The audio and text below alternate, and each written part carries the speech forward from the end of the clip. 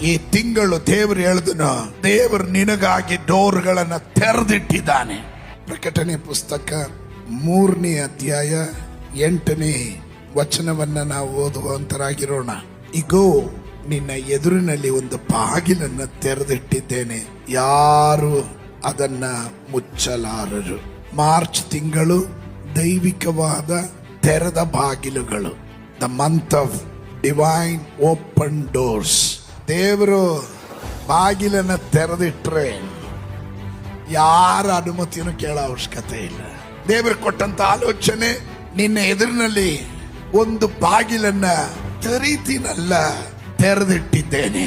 ಕೆಲವೊಂದು ಕನೆಕ್ಷನ್ಗಳ ಮೂಲಕ ಕೆಲ ಬಾಗಿಲುಗಳು ತೆರೆಯುತ್ತೆ, ಕೆಲ ಡೋರ್ಗಳು ಸ್ವಂತ ಪ್ರಯತ್ನದಿಂದ ತೆರೀತಿವೆ.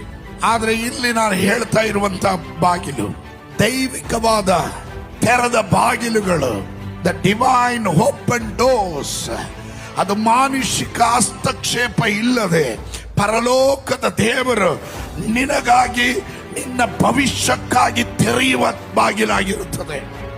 ಇವತ್ತು ನಾನು ಪ್ರಬೋಧನೆಯ ಶಬ್ದವಾಗಿ ಕೂಗಿ ಹೇಳುತ್ತೇನೆ, ಸಕಲ ವಿಧವಾದ ಮುಚ್ಚಿರುವ ಡೋರುಗಳು, ಭವಿಷ್ಯದ ಬಾಗಿಲನ್ನು ಮುಚ್ಚಿದ ಎಲ್ಲ ಬಾಗಿಲುಗಳು ಯೇಸುವಿನ ನಾಮದಲ್ಲಿ ದೇವರ ದಿವ್ಯ ಅಧಿಕಾರದ ಮೂಲಕ, ಆತ್ಮನ ಅಭಿಷೇಕದ ಮೂಲಕ ನಿನ್ನ ಮುಂದೆ, ನಿನಗೆ ಗೊತ್ತಿಲ್ಲದೆ ನಿನ್ನ ಮುಂದೆ ಈ ತಿಂಗಳು ಕೆಲವೊಂದು ದಿವ್ಯವಾದ ಬಾಗಿಲುಗಳು ತೆರೆದಿಡಲ್ಪಟ್ಟಿದೆ.